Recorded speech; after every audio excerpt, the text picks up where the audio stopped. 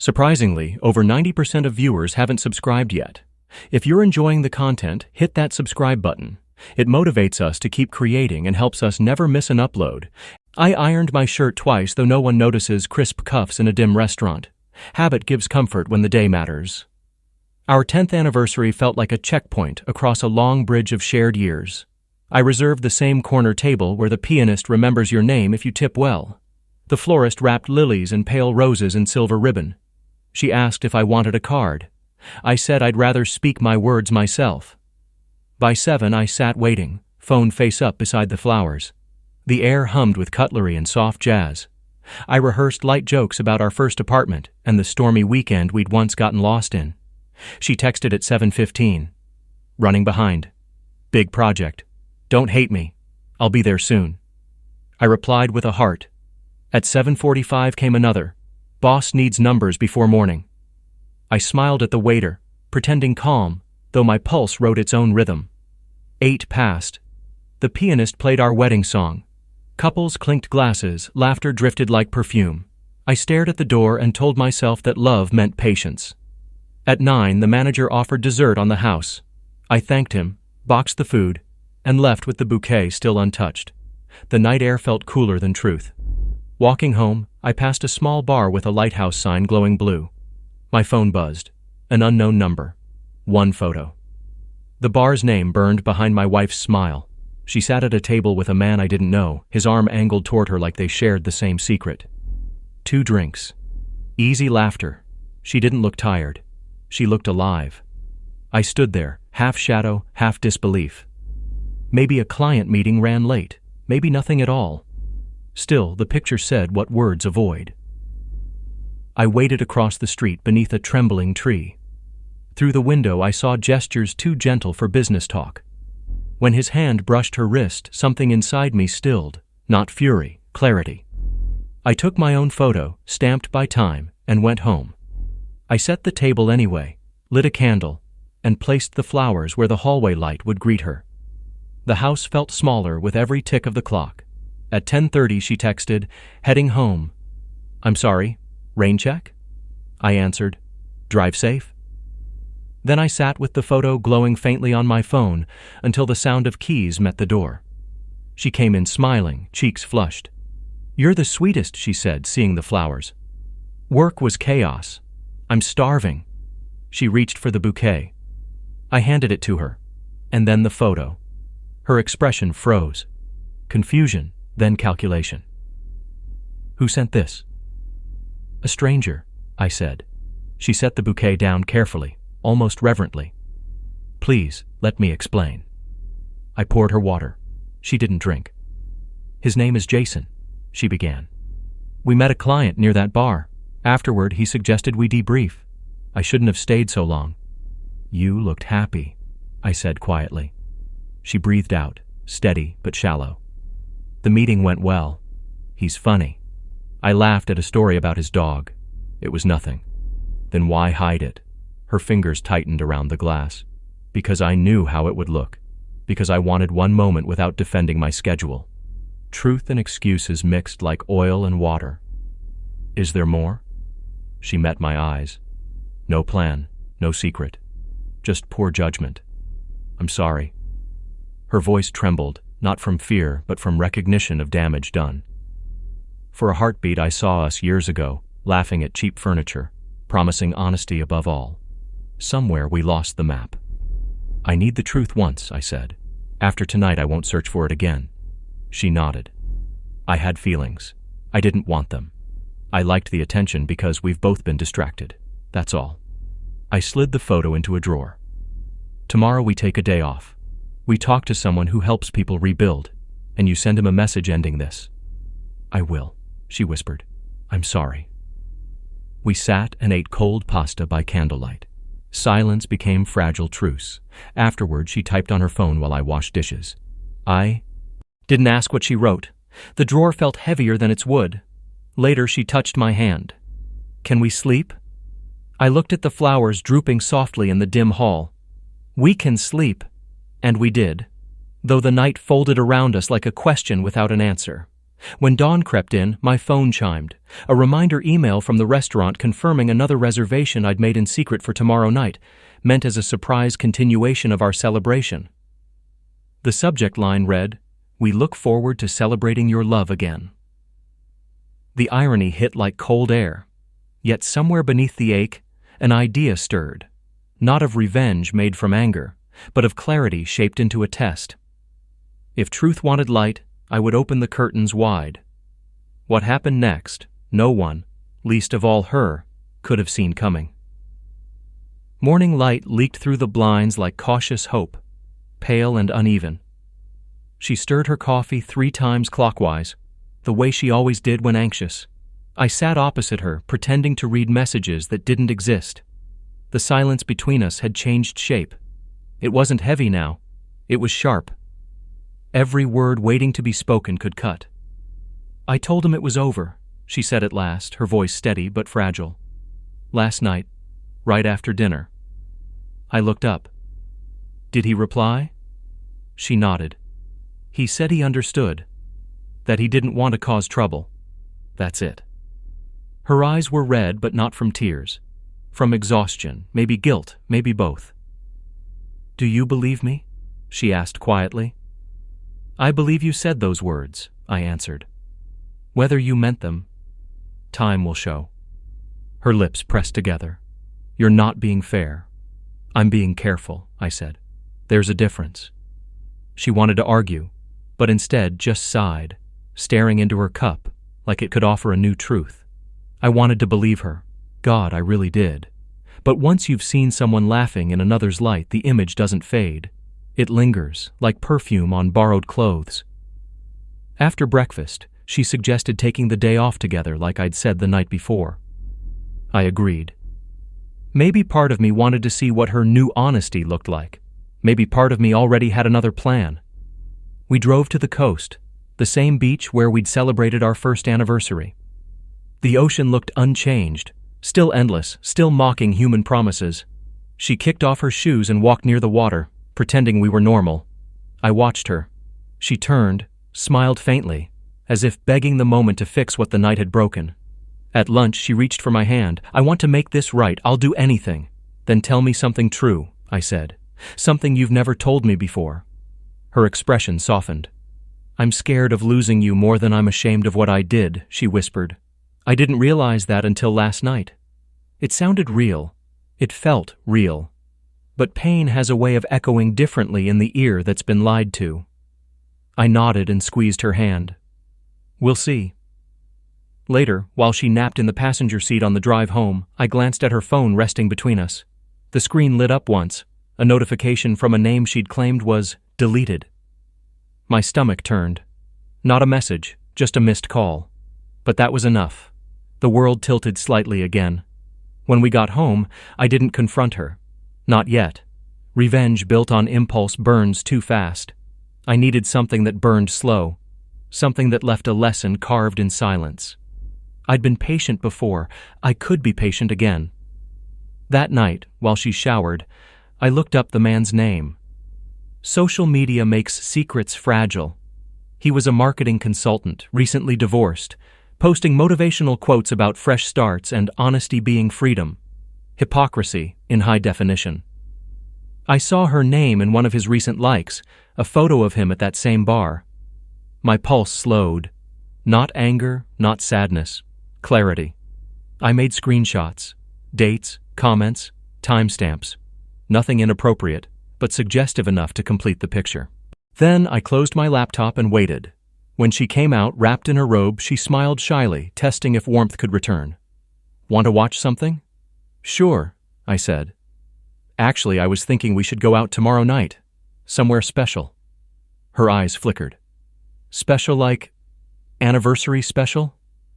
"Exactly like that," I said. She hesitated. I want to start fresh," I interrupted softly. "No more suspicion. No more silence." For the first time in days, she looked hopeful. "I'd like that." "Good," I said. "Wear something beautiful." She nodded, and I kissed her forehead. My lips touched her skin, but my mind was already elsewhere, drafting an ending she wouldn't see coming. The next day she spent hours getting ready. The excitement in her eyes returned, cautious but glowing. I acted the part. Cheerful, forgiving, affectionate. I even bought her favorite perfume, as if to erase doubt with familiarity. The restaurant I picked wasn't ours. It was new, modern, filled with mirrors and low light. I'd reserved a table for 4. She didn't know that part yet. She thought it was just us. We sat, ordered wine, made small talk. I told her she looked stunning. She told me I looked like I hadn't slept but still handsome. Laughter came easier than it should have. When the waiter left, I took out my phone and set it face down beside my plate. "I need to say something before dinner comes," I began. Her smile faded slightly. "Okay." "I want you to see how truth feels when it walks into the room." Her brows knit together. "What do you mean?" I looked toward the entrance. Right on cue, 2 figures stepped in, Jason and someone else. A woman, confident, carrying a calm smile, his ex-wife. My wife's face drained of color. "What? What is this?" I stood and waved them over. "Please, join us." Jason froze halfway, realizing who I was. The woman beside him whispered something, but he nodded stiffly, approaching like a man walking into his own trap. They sat opposite us. The silence was surgical. I leaned back. "So, Jason, you remember my wife, of course, and this must be Sarah, right? You two were married until... what? Last year?" His ex-wife smiled politely. "Yes, I suppose this is awkward." "Not at all," I said. "Just thought it'd be nice for everyone to meet. After all, secrets only survive in shadows." My wife's voice cracked. "Why are you doing this?" "Because," I said softly, "I want to see if the story you told me matches the one he told her." Jason swallowed hard. "Look, man, nothing happened. We just had drinks, laughed, lied." I finished his sentence. "I know. I saw." Sarah looked between them, realization dawning. "So that's why you were acting strange," she said to him. "You told me you were consulting late that night." He tried to speak, but words tangled. My wife covered her face. I waited a moment, letting the weight of truth settle on every table edge. Then I reached into my pocket, pulled out the printed photo of them at the bar, and set it gently in the middle. "Since both of you value transparency, maybe start there." No one spoke for a full minute. The only sound was the waiter pouring water, unaware of the quiet war he'd stepped into. When he left, I stood. "I think that's enough for one dinner." I looked at Sarah. "He's your problem again, or maybe your closure. Either way, now you both know the truth." Then to my wife. "And you. This was never about revenge. It was about seeing if you could face what you built." Her eyes filled, but she didn't cry. "Do you still love me?" she whispered. "I love who you were," I said. "I'm not sure who you are now." I walked out. She didn't follow immediately. When I reached the car, my hands shook, not from anger but from release. The air outside tasted honest. Hours later, she came home. I was on the couch, staring at nothing. She sat beside me quietly. "That was cruel," she said. "Truth usually is." "I deserve it," she admitted. "But you still planned it." "I planned to stop pretending," I said. "There's a difference." She nodded slowly. "Then let's stop pretending completely. If you want me gone, I'll pack tonight." I looked at her, really looked. Beneath the hurt, beneath the guilt, there was still the person I once chose. But choices have consequences, and forgiveness isn't a magic spell. It's a door both people have to walk through, holding hands. She'd let go first. Now I wasn't sure I could find the handle again. "Don't go yet," I said finally. "Stay until I can decide whether I want to remember or forget." She agreed. The days that followed were quiet. No arguments, no laughter, just the sound of healing deciding whether it wanted to happen. We ate dinners together like roommates. Sometimes she'd catch my eye and smile, as if testing whether the wound had closed. It hadn't, but neither had it bled anymore. Then one evening, about a week later, a letter arrived. No sender name, just a handwriting I didn't recognize. Inside was a small photo. Jason, standing outside our office building, holding a bouquet. And beneath it, a note. "You deserve better. She'll only lie again." I showed her the letter. Her face hardened. He's been texting from new numbers, she said. I blocked him, but he doesn't stop. Did you ever reply? Once, to tell him to leave me alone. I nodded, then took the photo and fed it to the fireplace. The flames curled it into ash in seconds. Let's make this simple, I said. Tomorrow, we talk to a lawyer, together. If we rebuild, it'll be with clean walls. If not, at least we'll stop poisoning each other. She didn't argue. That night, she moved a blanket to the couch and said softly, I'll sleep here. You need space. For the first time since the betrayal, I felt something close to peace. Not happiness, not revenge, just quiet balance. The storm had passed, and all that remained were choices.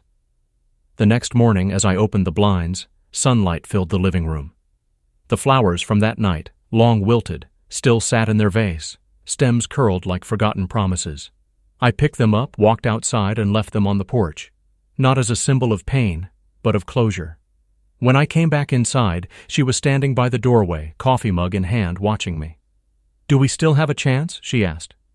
I didn't answer immediately. Instead, I walked past her, opened the drawer where the first photo still rested, and handed it to her again. If you can look at this and still want to rebuild, then maybe we do. She stared at it for a long time, then she tore it in half, then again until it was only pieces in her palm. I'm done living in that picture, she said. I'll spend every day proving it if you'll let me. For the first time, her words didn't sound like defense, they sounded like truth. I nodded slowly. Then prove it. She smiled weakly. I will. Outside, the wind carried away the petals from the wilted flowers. The anniversary that began with betrayal had turned into something neither of us expected. A reckoning, a reset. But deep down, I knew what happened next would test both of us in ways even revenge couldn't prepare me for. Because just as I thought I'd found peace, my phone buzzed again, another message, from the same unknown number as before. It read, You're not the only one she lied to. And that was when the real story began. The message glowed on my screen like a whisper I didn't want to hear. You're not the only one she lied to. For a moment, I thought it was another cruel prank from Jason, but something about the tone, cold, almost official, felt different. I stared at it, wondering whether to delete it or chase the truth one last time. I'd promised myself peace, but closure rarely arrives politely. I typed back, Who is this? No reply. That night, I couldn't sleep. The house was quiet except for the faint creak of the clock and her soft breathing from the couch. I looked at her, curled up under, the blanket she'd insisted on using instead of sharing the bed. Part of me wanted to wake her, to demand answers. Another part remembered that trust can't be rebuilt by interrogation. It needs proof, or silence. Morning brought rain.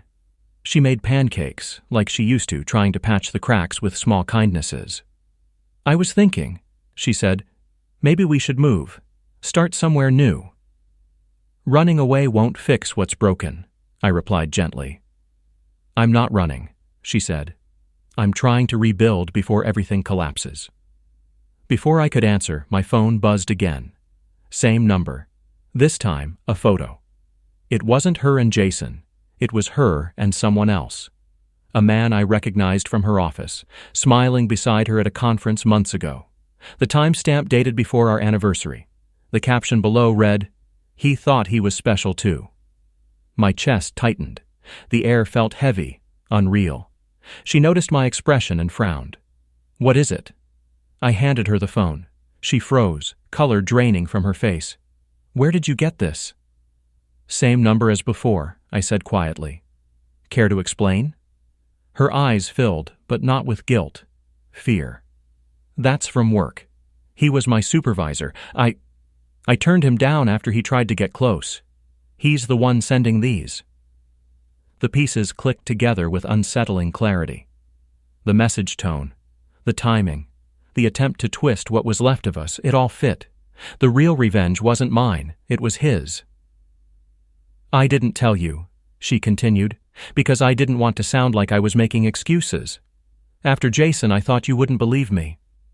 I stared at her, the truth clawing its way through layers of doubt. Why didn't you go to HR, or tell anyone? I tried, she said. But he's higher up. It would have ruined everything. I thought ignoring him would make him stop. She wasn't acting now. Her fear was real, the tremor in her hands, the crack in her voice. It wasn't guilt. It was the weight of someone who'd been cornered. I took her phone. Together we scrolled through her old messages. Buried deep were texts from months ago, short, uncomfortable replies to his advances. Proof that she'd tried to distance herself. Proof I'd never asked to see because I was too busy collecting my own. For the first time in weeks, I reached for her hand. "I'm sorry," I said quietly. "I should have trusted you enough to ask." She shook her head, tears falling freely now. "No, I gave you reasons not to." We sat in silence for a long time. Two people who'd both been wrong in different ways.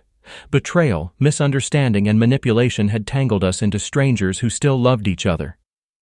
That afternoon we went to the police station together. I filed a report about the anonymous messages, showed the screenshots, explained the pattern. The officer promised to investigate. Leaving the building, the rain had stopped, and for the first time in months, I felt like the air wasn't pressing down on me. Days passed. The messages stopped. The man was quietly transferred after an inquiry. Justice, in its quiet, bureaucratic way, had worked, but something deeper had changed between us. One evening, as we sat watching the sunset from our porch, she said softly, "I don't know if we'll ever be who we were." "Maybe we're not supposed to be," I replied. "Maybe we're meant to be something stronger." She smiled, a tired but real smile. "Do you forgive me?" "I already did," I said. It just took me a while to catch up to it. Months later, on what would have been our next anniversary, we stood again in front of the same restaurant where everything began. The flowers, the photo, the pain. I handed her a small box this time, not a bouquet. Inside was a single silver key. "To what?" she asked. "To our new place," I said. "By the coast. Remember when you said you wanted to rebuild? Let's start there." Tears welled in her eyes, but they weren't of regret anymore, they were gratitude. "You're really giving us another chance?" "I'm giving us both one," I said. "Not because we forgot the past, but because we survived it." She took my hand. For the first time, it felt like forgiveness wasn't a word we said. It was something we were living. That night, as we walked along the beach, the moonlight hit the water just right. I realized that revenge hadn't healed me. Understanding had. The stranger's message had started a storm, but what remained after the wreck was something purer than revenge. Rebirth. Because sometimes the greatest shock isn't the betrayal or the confrontation or the photo that breaks you. It's realizing that after everything burns, you still have the strength to love again.